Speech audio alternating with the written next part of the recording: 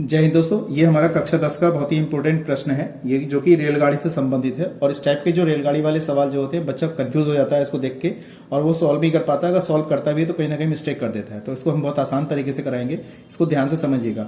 इसको कराने की वजह शॉर्ट ट्रिक भी होती है, लेकिन आपकी जो बोर्ड एग्जाम है उसमें शॉर्ट ट्रिक काम नहीं करती है। वहाँ पे लॉन्ग विधि ही, लॉन्ग टेक्निक से ही करना पड़ता है। तो लॉन्ग जब आपको जो बड़ी विधि है उससे करेंगे तभी आपको वहां पे नंबर मिलेंगे, क्योंकि आपको करना तरीका समझना चाहिए। ठीक है दोस्तों, तो कैसे करते हैं देखिएगा। अगर चैनल पहली बार आए, चैनल को सब्सक्राइब कीजिएगा, वीडियो को शेयर कीजिएगा और कमेंट करके जरूर बताइएगा, और वीडियो को लाइक करना ना भूलें। तो हमारे पास क्या दे रखा है, एक रेलगाड़ी एक समान चाल से 180 किमी की दूरी तय करती है। यदि चाल 5 किलोमीटर प्रति घंटा अधिक होती है तो वह उसी यात्रा में ये आधा घंटा कम समय लेती है। तो रेलगाड़ी की चाल क्या है, ये चीज हमें यहाँ पे बतानी है।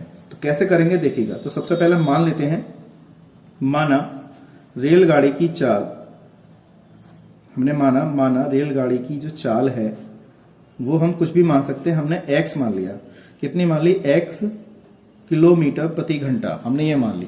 माना रेलगाड़ी की चाल x किलोमीटर प्रति घंटा मान लिया। तो अब वो कह रहा है एक रेलगाड़ी एक समान चाल में 180 किमी की दूरी तय करता है। अब इतनी तो दूरी तय कर लिया। अब वो कह रहा है यदि चाल 5 किमी प्रति घंटा अधिक रहती है। अब 5 किमी प्रति घंटा अधिक है तो क्या होगा। अब हमने ये चाल मानी है तो इसमें कैसे निकलेगा, सबसे पहले इसका टाइम निकाल लो।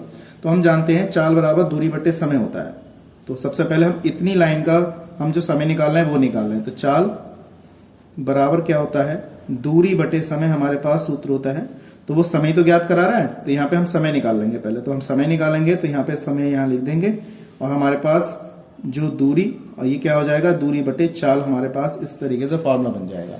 अब हमारे पास क्या है, ये समय है, तो इसको मैंने T1 मान लिया। कितना मान लिया, T1। तो दूरी कितनी है हमारे पास, 180 है। 180 दूरी तय करता है, तो हमने 180 यहाँ पे 180 लिख देंगे। और चाल कितनी मानी हमने, अभी x मानी है, तो ये हमारे पास समीकरण नंबर 1 आ गई। जितनी मानी है उसको मैंने इतना लिख दिया, ज्यादा कंफ्यूज होने की जरूरत नहीं, बहुत आसान तरीके से। उसके बाद इतना है। अब वो कह रहा है यदि चाल हमारे पास 5 किलोमीटर प्रति घंटा अधिक है, यानी इस चाल से ये अधिक है, यानी कि इस चाल से ये अधिक है, यानी x + 5 लिखेंगे। यहां लिख देंगे, कितना लिखेंगे, यहां लिख देंगे माना रेलगाड़ी की चाल 5 किलोमीटर प्रति घंटा अधिक है।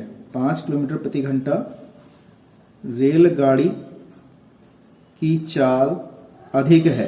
कितनी अधिक है, तो यहां लिख देंगे x + 5 किलोमीटर प्रति घंटा, इतनी अधिक है। अब इसका भी समय निकाल लेते हैं यहाँ पर, ये बात ध्यान रखिएगा। तो फॉर्मूला तो हमारा वही लगेगा। तो समय बराबर, यहाँ लिखेंगे समय बराबर दूरी बटे चाल लिख देंगे यहाँ पर इस तरीके से।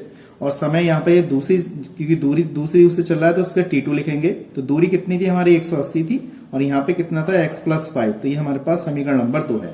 ठीक है। इसके बाद वो क्या कह रहा है, आधा घंटा कम समय लेती है, वह उसी यात्रा में आधा घंटा कम समय लेती है। तो यहाँ पे ये बात ध्यान रखिएगा, आधा घंटा कम समय ले रही है, तो ये चीज हम यहाँ पे लिखेंगे। तो T1 और T2 तो हमने मान ही लिया है, आज इसमें कम समय ले रही है, तो इसका मतलब है, तो यहाँ पे लिखेंगे T1 - T2, यानी कि पहली वाली दूरी चलने पर दूसरी वाली दूरी चलने पर कम समय लेती है, कितना, आधा घंटा। तो यहाँ पे हमने लिख दिया T1 - T2, इस तरीके से लिखा। तो T1 का मान अभी हमने निकाला था 180 बटे x, और इसका मान कितना निकाला था हमने, 180/x + 5 बराबर 1/2, इस तरीके से लिखा। अब अगर देखें आप, इसमें एलसीएम ले सकते हैं। तो 180 कॉमन आ रहा है यहाँ से, तो यहाँ पे बचेगा 1/x, यहाँ पे 1/x + 5 बचेगा और बराबर 1/2 बचेगा, इस तरीके से बचा। इसमें से हमने क्या किया, एलसीएम ले लिया। तो x + 5, ये एलसीएम आ गया, ये कट गया, x + 5 बचा, -x बचा, बराबर 1/2 बचा। x हमारा यहाँ पे कैंसिल हो गया। ठीक है। अब हमारे पास क्या बचा, 180 गुणा 5 बचेगा, और ये वाला 2 ऊपर ले जाएंगे तो 2 बचेगा।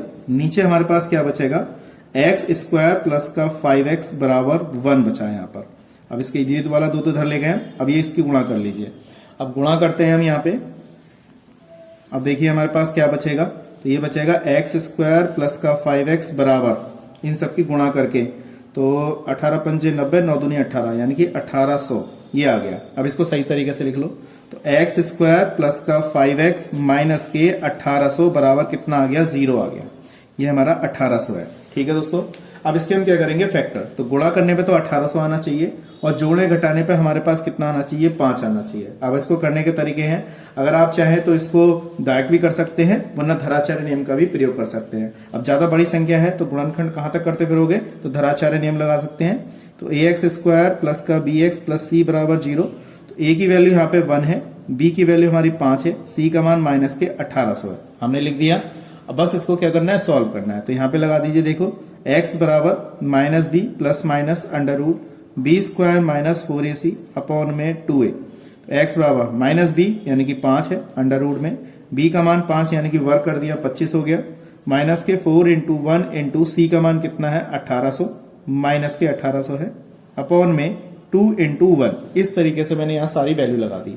अब हमारे पास यहाँ पे कितना हो गया, x बराबर माइनस का 5 बचेगा अंडर रूट में, तो 18 इसकी सबकी गुणा करेंगे तो 18 चौक 72 यानी कि 25 प्लस माइनस माइनस प्लस हो जाएगा, तो यहाँ पे 7200 हो जाएगा, अपॉन में कितना 2 आएगा। x बराबर माइनस का 5 प्लस माइनस अंडर रूट 7225 हो गया। ये कितना हो गया दोस्तों, 7225 अपॉन में कितना 2। नेक्स्ट पेज पे कराता हूं, देखिएगा। तो देखिए दोस्तों, ये हमारे पास है। अभी हमने लिखा, इसकी वैल्यू हमने गुणा ये कर दिया था। अब हमने क्या करना है, इसे रूट से बाहर निकालना है। तो ये वाला अगर वर्गमूल देखा जाए तो हमारे पास ये 85 का वर्गमूल है, तो इसको हम फैक्टर करके निकाल सकते हैं या भाग करके भी निकाल सकते हैं, या वर्गमूल करके आप निकाल सकते हैं। तो वर्गमूल करके हमारा 85 आएगा अपॉन में 2। तो एक बार प्लस चिन्ह लेंगे और एक बार माइनस चिन्ह पकड़ लेंगे। तो एक बार प्लस चिन्ह लेंगे तो कितना आ जाएगा हमारे पास, तो x बराबर माइनस का 5 प्लस का 85 अपॉन में 2। x बराबर यहाँ पे 80 बचेगा, अपॉन में 2 बचेगा, तो 40 आ गया। x का मान 40 आ गया यहाँ पर, ठीक है।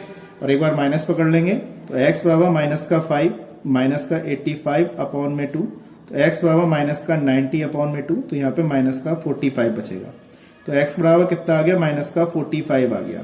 तो ये तो ये वैल्यू हमने यहाँ पे ज्ञात कर ली। तो गाड़ी की जो ऋणात्मक चाल होती है वो माइनस में तो होती नहीं है, इसको छोड़ देंगे, और जो प्लस में आती है वो सही चाल होती है। तो यहाँ पे रेलगाड़ी की जो चाल है वो कितनी आई, यहाँ लिख देंगे रेलगाड़ी की चाल कितनी आएगी दोस्तों, हमारे पास 40। तो यहाँ लिख देंगे किलोमीटर प्रति घंटा, और यही हमें इसका कारण था, आंसर सिद्ध करना था। ठीक है दोस्तों, तो मैं समझता हूँ ये चीज आपको अच्छी तरह समझ में आ गई होगी। बहुत अच्छा सवाल था। ऐसे ही सवाल जो है आपके पेपर में पूछे जाते हैं, इसको केयरफुली करिएगा। ठीक है दोस्तों, तो आज के लिए इतना ही। नेक्स्ट वीडियो मिलते हैं ऐसे इंटरेस्टिंग क्वेश्चनों के साथ। जय हिंद, जय भारत।